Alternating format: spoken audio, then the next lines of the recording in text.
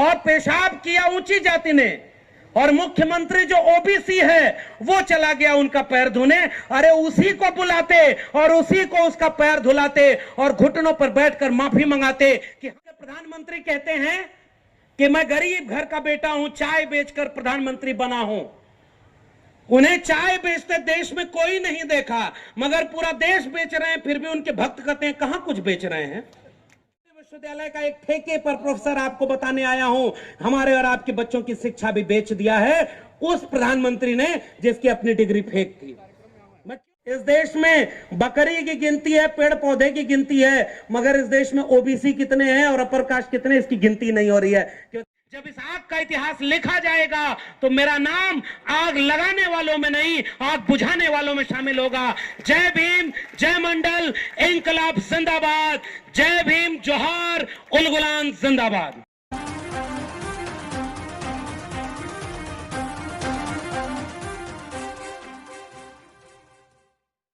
देश में अब तक क्या भूचाल नहीं आ गया होता क्या? हमारी इज्जत कोई इज्जत नहीं है, और पेशाब किया ऊंची जाति ने, और मुख्यमंत्री जो ओबीसी है वो चला गया उनका पैर धोने। अरे उसी को बुलाते और उसी को उसका पैर धुलाते और घुटनों पर बैठकर माफी मंगाते कि हम क्या, हमारी आने वाली पीढ़ी भी किसी आदिवासी भाई के साथ ऐसा अपमान कभी नहीं करेगी। ऐसा हुआ क्या? वो पैर धो दिए और आप खुश हो गए। वो पैर धोते हैं इस देश के प्रधानमंत्री कि हम इस देश में मैला साफ करने वालों का भी पैर धोते हैं। इस देश में जिन्हें अछूत कहा जाता है उनका भी पैर धोते हैं। इस देश के प्रधानमंत्री कहते हैं कि मैं गरीब घर का बेटा हूं, चाय बेचकर प्रधानमंत्री बना हूं। उन्हें चाय बेचते देश में कोई नहीं देखा, मगर पूरा देश बेच रहे हैं, फिर भी उनके भक्त कहते हैं कहां कुछ बेच रहे हैं। आप समझ गए कि नहीं? किस स्टेशन पर चाय बेची, कौन सी चाय बेची, कितने दिन चाय बेची, इसका कोई लिखित इतिहास है क्या? और वही लोग हमसे कहते हैं कि अगर आदिवासियों को जमीन चाहिए तो उसका कागज चाहिए। छत्तीसगढ़ में अगर आपको आरक्षण लेना है, अभी हेमंत जी बता रहे थे और साहू जी बैठे हुए हैं, छत्तीसगढ़ बना 2001 में और शायद कागज मांगते 50 साल पुराना। अरे भाई, जब इस देश के मूल वहां के रहने वालों को अपनी जमीन चाहिए तो तुम कागज मांगते हो, और जब तुम्हें हम कहते हैं कि प्रधानमंत्री अपनी डिग्री दिखाओ तो हमें फेक डिग्री दिखा देते हो, झूठी डिग्री दिखा देते हो। बताओ ये धोखा हमारे साथ हो रहा है कि नहीं? इस देश के प्रधानमंत्री की डिग्री झूठी है, ये पता है कि नहीं आपको? प्रधानमंत्री, अच्छा एक बात बताइए, दुनिया में बहुत सारे झूठे लोग पैदा हुए होंगे, लेकिन इस देश ने इतना झूठा प्रधानमंत्री आज तक नहीं देखा होगा। इतना बड़ा झूठ बोलने वाला, और कैसे झूठ बोलने वाला? उन्होंने कहा कि हर साल हम इतना एम्स खोल रहे हैं, इतना यूनिवर्सिटी खोल रहे हैं, इतने हॉस्पिटल खोल रहे हैं, और 4-6 दिन बाद उन्हीं का मंत्री संसद में बयान देता है कि जितना प्रधानमंत्री जी 1 साल में खोल रहे थे उतना तो हम 9 साल में भी नहीं खोल पाए हैं। बताइए झूठ बोला कि नहीं बोला? और जमीन बेच रहे, रेल बेच रहे, बैंक बेच रहे, LIC बेच रहे, और मैं दिल्ली विश्वविद्यालय का एक ठेके पर प्रोफेसर आपको बताने आया हूं, हमारे और आपके बच्चों की शिक्षा भी बेच दिया है उस प्रधानमंत्री ने जिसकी अपनी डिग्री फेक थी। मैं क्यों यह बात इतने गुस्से से कह रहा हूं? क्योंकि अगर शिक्षा न होती तो हम तो पढ़ ही नहीं पाते, और जब हम पढ़ नहीं पाते तो हम जान ही नहीं पाते कि बूढ़ादेव का इतिहास क्या है। तिलका मांझी, सिद्धू कानू, बिरसा मुंडा, जयपाल सिंह मुंडा अगर न होते तो ये देश ऐसा बन ही नहीं पाता। जयपाल सिंह मुंडा साहब संविधान सभा में खड़े हुए तो उन्होंने एक बात बोली थी जो मैं बोलना चाहता हूं। जयपाल सिंह मुंडा साहब खड़े होकर बोले कि देखो भाई, इस देश में लोकतंत्र तुम्हें आदिवासियों को सिखाने की जरूरत नहीं है, हम सिंधु घाटी सभ्यता के वारिस हैं, लोकतंत्र को हमने पैदा किया है, इस देश को हमसे लोकतंत्र सीखना चाहिए। यह बात वहां पर जयपाल सिंह मुंडा ने बोली। उन्होंने कहा कि हमारी जल जंगल में छीन लोगे तो हम देश का करेंगे क्या? तब जाकर प्रधानमंत्री बोलते हैं कि अमृतकाल में इतना ऊंचा तिरंगा फहराओ, इतना ज्यादा ये करो, इतना पैसा इसके लिए दे रहे हैं। बताओ इस देश के प्रधानमंत्री महोदय, किसी क्रिकेटर की उंगली टूट जाती है तब तुम ट्वीट करते हो, विदेश तुम्हें घूमने जाता होता है तो तुम फोटो ट्वीट करते हो, तुम्हें अगर किसी विपक्षी दल की एकता अगर बनी कि वो इंडिया नाम दे दिए तो तुम ये ट्वीट करते हो, भाषण देते हो कि ये इंडिया वाले ईस्ट इंडिया कंपनी वाले हैं। सुना है कि नहीं आपने? उन्होंने कहा ये ईस्ट इंडिया कंपनी और लश्कर वो इंडियन मुजाहिदीन वाले इंडिया वाले हैं। और खुद उसी प्रधानमंत्री ने अपनी योजनाओं का नाम रखा है खेलो India, startup India, make in India. तो बताओ प्रधानमंत्री, ये सारा इंडिया कौन सा वाला है? ईस्ट इंडिया कंपनी वाला है या इंडियन मुजाहिदीन वाला है? अरे तुम इस देश के लोगों को मूर्ख समझते हो। हाँ, ये बात सही है कि इस देश के लोग अभी इतने नादान हैं कि वो तुम्हारे जैसे झूठे व्यक्ति को फिर से प्रधानमंत्री बना देते हैं। क्यों मैं झूठा कह रहा हूं? क्योंकि उसने कहा था ना कि 15 लाख एक एक अकाउंट में आएगा। बताइए, मैं कोई गलत बात कह रहा हूं क्या? 15 लाख आया क्या आपके अकाउंट में? बताइए, 15 रुपया भी आया क्या? 2 करोड़ रोजगार हर साल दूंगा। 2 करोड़ रोजगार मिला क्या?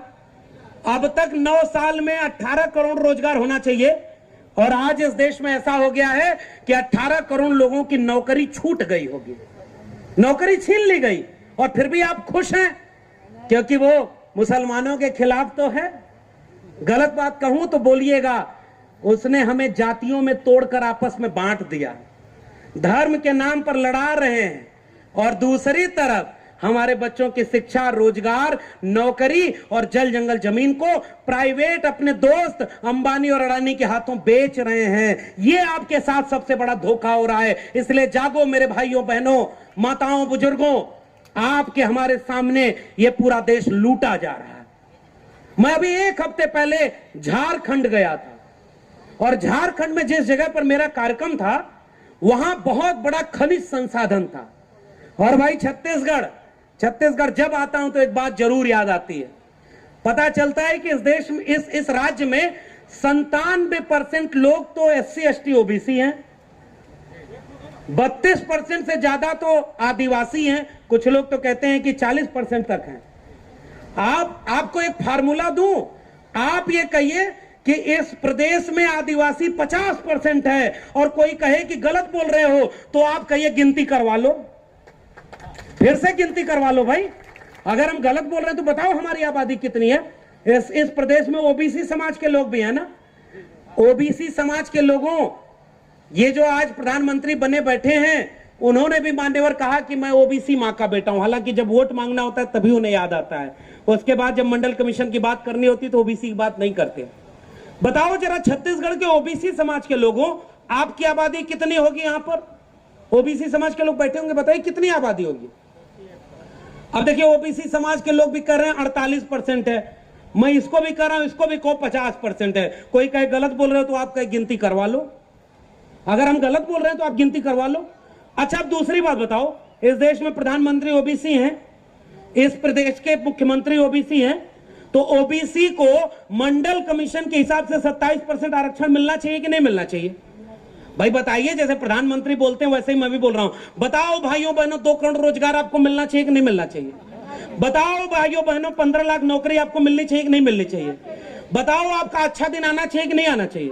तो बताओ 27% OBC को 27% आरक्षण मिलना चाहिए कि नहीं मिलना चाहिए?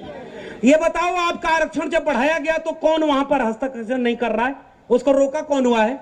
वही जो नागपुर से आया है, राज्यपाल बना के बिठा दिया गया है। मैं तो एक सवाल पूछ रहा हूं ना, अगर चुनी हुई सरकार आपका हक दे रही है, और यही झारखंड के लोगों ने भी कहा कि भाई आदिवासी जितने हैं उतनी आदिवासी को नौकरी में, शिक्षा में, जमीन में, बैंक में, विद्यालय में, स्कूल में, कॉलेज में और हर जगह उनको हिस्सेदारी मिलनी चाहिए कि नहीं मिलनी चाहिए?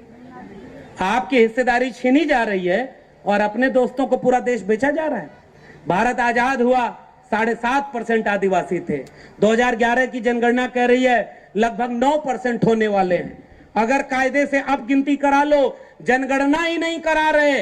इस देश में बकरी की गिनती है, पेड़ पौधे की गिनती है, मगर इस देश में OBC कितने हैं और अपर कास्ट कितने, इसकी गिनती नहीं हो रही है। क्योंकि जब इस देश में इस बात का हिसाब किया जाएगा कि जब मंदिर मस्जिद के नाम पर, मणिपुर मेवात के नाम पर, पेशा कानून न लागू करने के नाम पर, बस्तर में आदिवासियों को मार देने के नाम पर, हसदेव के जंगलों को लूट लेने के नाम पर, खनिज संसाधनों को खत्म कर देने के नाम पर, आपके पेशा कानून को न लागू होने के नाम पर, यूसीसी थोप देने के नाम पर पूरे देश में जो आग लगाई जा रही थी, जब इस आग का इतिहास लिखा जाएगा तो मेरा नाम आग लगाने वालों में नहीं, आग बुझाने वालों में शामिल होगा। जय भीम, जय मंडल, इंकलाब जिंदाबाद, जय भीम, जोहार, उल गुलाम जिंदाबाद।